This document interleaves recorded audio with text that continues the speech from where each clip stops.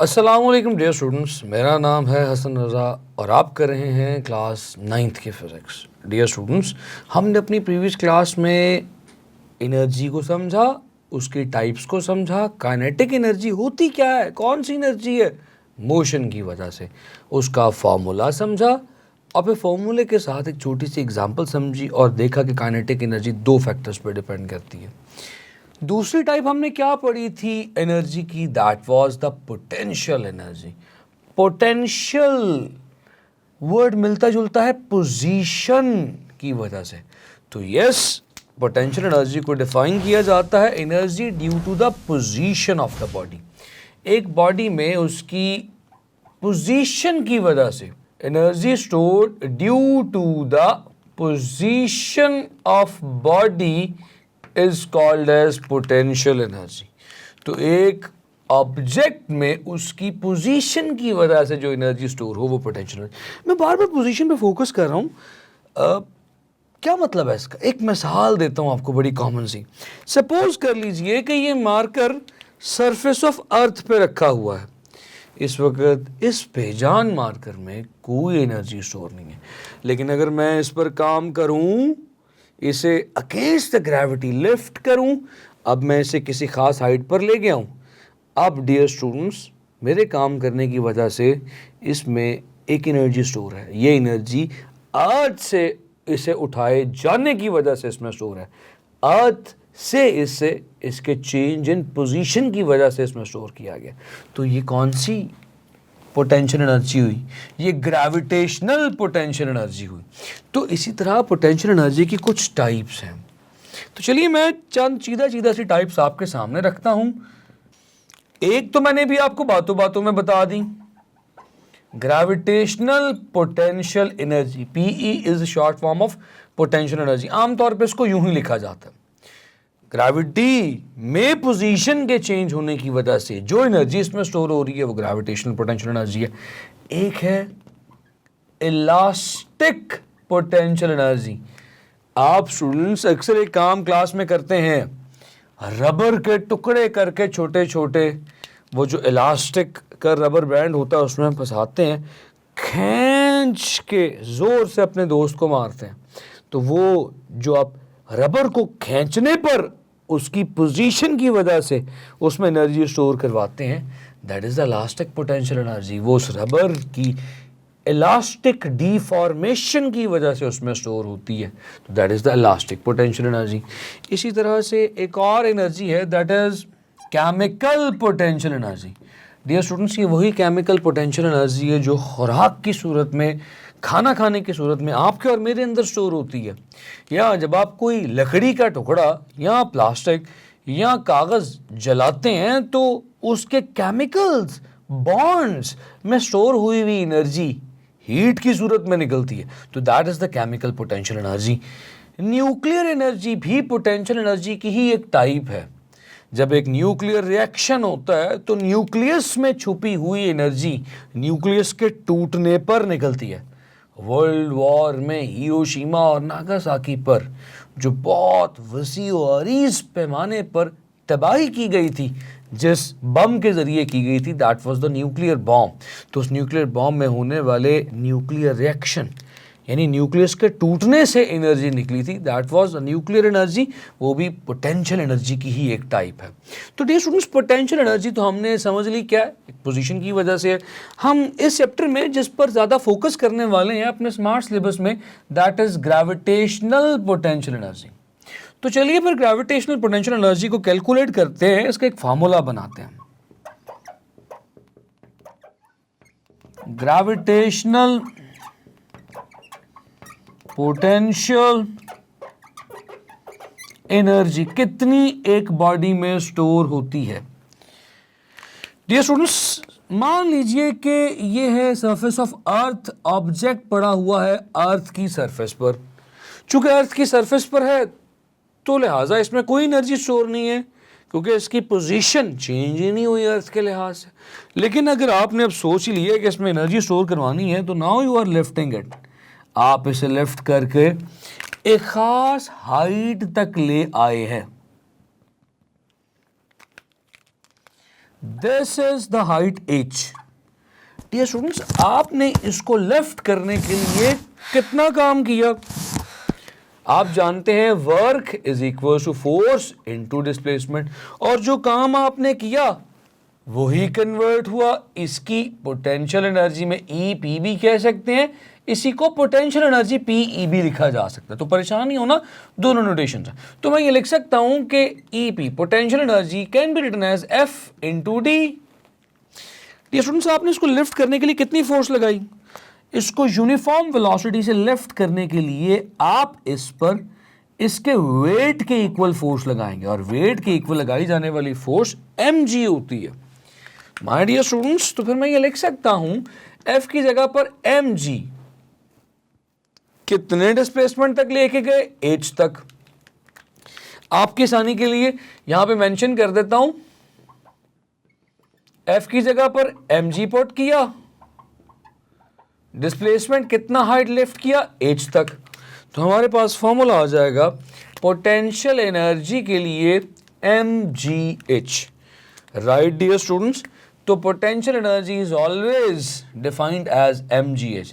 तो अगर मैं आपसे ये पूछ लूं कि पोटेंशियल एनर्जी किन फैक्टर्स पे डिपेंड करती है, जैसे मैंने वहां पर पूछा था, बल्कि बताया था कि काइनेटिक एनर्जी दो फैक्टर्स पे डिपेंड करती है, मास पर और स्क्वायर ऑफ द वेलोसिटी पर। तो यहां पर भी अब आप याद रखिएगा कि काइनेटिक एनर्जी जिस तरह से कुछ फैक्टर्स पर डिपेंड करती थी, पोटेंशियल एनर्जी भी दो फैक्टर्स पर डिपेंड करती है। एक तो मास के डायरेक्टली प्रोपोर्शनल है, दूसरा ये पोटेंशियल एनर्जी ज़मीन से हाइट के डायरेक्टली प्रोपोर्शनल है। जितना ज़्यादा इसको लिफ्ट करते जाएंगे उतनी ज़्यादा पोटेंशियल एनर्जी स्टोर होती जाएगी, जितनी मैसिव बॉडी होगी उतनी ज़्यादा पोटेंशियल एनर्जी होगी। ये स्टूडेंट्स, ये तो बड़ी बेसिक बातें हैं। अब एक छोटी सी बात और, let's talk about conservation of energy. आपने अपनी इनिशियल कुछ क्लासेस में एक लॉ पढ़ा हुआ है, energy can neither be created nor be destroyed, it only changes from one form to another form. Energy हमेशा एक से दूसरी फॉर्म में कन्वर्ट होती है। मैं मिसाल देता हूँ, जब ये ऑब्जेक्ट ज़मीन पर पड़ा हुआ था तो उसके पास कोई एनर्जी नहीं थी। मैंने काम किया, मैंने अपनी केमिकल पोटेंशियल एनर्जी जो मेरे जिस्म के अंदर खुराक ने स्टोर करवाई थी उसको इस्तेमाल करके वर्क किया। केमिकल पोटेंशियल एनर्जी वर्क में कन्वर्ट किया, उसको लिफ्ट किया, लिफ्ट करते करते यहाँ तक ले आया, अब मैंने यहाँ पर इसको पकड़ा हुआ है। तो वो जो केमिकल पोटेंशियल एनर्जी मैंने वर्क करने में खर्च की, उस वर्क ने इस ऑब्जेक्ट में पोटेंशियल एनर्जी स्टोर करवा दी। जितना काम मैंने किया, फॉर एग्जांपल मैंने 100 जाउल्स ऑफ वर्क किया, तो इस पॉइंट पर वही 100 जाउल इस पॉइंट की पोटेंशियल एनर्जी बन जाएगा। तो एनर्जी हमेशा कंजर्व रहती है, energy can neither be created nor be destroyed. इस बात को अब हम जरा एक प्रैक्टिकल एग्जांपल से साबित करते हैं कि एनर्जी कंजर्व है। किस तरह से साबित करते हैं? ठीक है स्टूडेंट्स, मान लीजिए कि ये वही एक ब्लॉक है जो हमने इस खास हाइट a पर रखा हुआ है। If you will drop this block, ये जाकर ज़मीन पर टकराएगा। ज़मीन पर जब टकराएगा तो जिस पॉइंट पर टकराएगा उसे c कहते हैं। इस ब्लॉक की हाइट इस वक्त ज़मीन से हमने h मीटर्स रखी हुई है। हमने इसको छोड़ा, दरमियान में अचानक हमने तस्वीर खींची इस ब्लॉक की, जिस वक्त वो इस पॉइंट पर पहुंचा था। ए से लेकर इस पॉइंट बी तक का जो फासला है, लेट्स से उसे x कह देते हैं। ए से बी तक x है, तो बी से सी तक का फासला क्या होगा जरा सोचिए। टोटल h है, ए से बी तक x है, तो ये कितना होगा? क्या ये h माइनस x नहीं होगा? क्या ख्याल? अगर ये 10 होता और ऊपर वाला 3 होता तो नीचे वाला आप कैसे कहते? सर 10 टोटल है, 3 नीचे आ गए, तो अब कितनी हाइट रह गई? 10 minus 3 7, 10 minus 3 h minus X, तो this is h minus X. तो डियर स्टूडेंट्स, चलिए फिर एनर्जी कंजर्वेशन के ऊपर बात करते हैं। एट पॉइंट ए हमारे ऑब्जेक्ट के पास कितनी पोटेंशियल एनर्जी है? mgh के इक्वल। हमारे ऑब्जेक्ट के पास कितनी काइनेटिक एनर्जी है? 1/2 mv² होती है ना। तो इस पॉइंट पर तो हमारा ऑब्जेक्ट रुका हुआ है, तो काइनेटिक एनर्जी इस पॉइंट पर क्या निकलेगी, 0 का स्क्वायर 0, सारी इक्वेशन को ले बैठेगा, सारी इक्वेशन का रिजल्ट हो गया 0।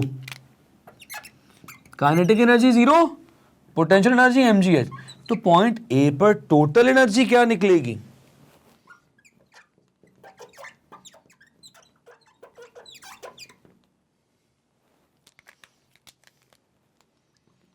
mgh। तो पॉइंट ए पर हमारे ऑब्जेक्ट की टोटल एनर्जी है mgh। लेकिन डियर स्टूडेंट्स, ये ए से गिरता हुआ जब बी पर पहुंचा तो बी पर इसकी पोटेंशियल एनर्जी क्या होगी, at point B potential energy किसके इक्वल होती है, mg इंटू हाइट। तो माय डियर स्टूडेंट्स, बी पर इसकी हाइट कितनी है, mg h माइनस एक्स। जरा मल्टीप्लाई करके लिख देता हूं, mg h minus mg x, दोनों को मल्टीप्लाई कर दिया। ये इक्वेशन आपको क्या बता रही है, यहां पर पोटेंशियल एनर्जी थी mgh, यहां पर potential energy mgh minus mgx। इसका मतलब है पोटेंशियल एनर्जी में लॉस आया, mgh में से माइनस हो रहा है कुछ फैक्टर mgx। तो हाइट कम होने की वजह से इसकी पोटेंशियल एनर्जी में लॉस आ रहा है, कितना लॉस आ रहा है, mgx। वो लॉस कहां जाएगा, वो बन जाएगा इसकी काइनेटिक एनर्जी। तो जितना ऊपर से नीचे आने पर इसकी पोटेंशियल एनर्जी में लॉस आया, it will become it's kinetic energy. तो एनर्जी एट पॉइंट के खुद ब खुद mgx हो जाएगा। डियर स्टूडेंट्स, पोटेंशियल एनर्जी भी आ गई, काइनेटिक भी आ गई, तो जरा जल्दी से फिर टोटल एनर्जी बता दें एट पॉइंट बी। तो कैसे करेंगे, दोनों को ऐड कर दीजिए, mgh minus mgx plus mgx, ये तो कैंसिल हो जाएंगे दोनों। तो आपके पास टोटल एनर्जी क्या आएगी एट दिस पॉइंट, mgh। तो लिहाजा टोटल एनर्जी चाहे टॉप पे ली जाए वो भी mgh है, टोटल एनर्जी चाहे मिड पॉइंट पे ली जाए वो भी mgh है। तो हुआ क्या, ऊपर सारी की सारी पोटेंशियल थी, काइनेटिक 0 थी, नीचे आते आते पोटेंशियल में कुछ कमी आई, जो पोटेंशियल में कमी आई वो काइनेटिक में गेन आ गया, टोटल एनर्जी स्टिल mgh है। तो एनर्जी इज कंजर्व्ड। कंजर्व्ड का मतलब जानते हैं, कंजर्व्ड कहते हैं कांस्टेंट को, सेम को, जिसमें चेंज ना आए उसे कांस्टेंट कहते हैं। उम्मीद करता हूं कि ये कॉन्सेप्ट भी आपको समझ आया होगा। डियर स्टूडेंट्स, हम अपनी नेक्स्ट क्लास में इस चैप्टर के आखिरी हिस्से पावर पर बात करेंगे। अपना बेइंतहा ख्याल रखें। See you in the next class. अल्लाह हाफ़िज़।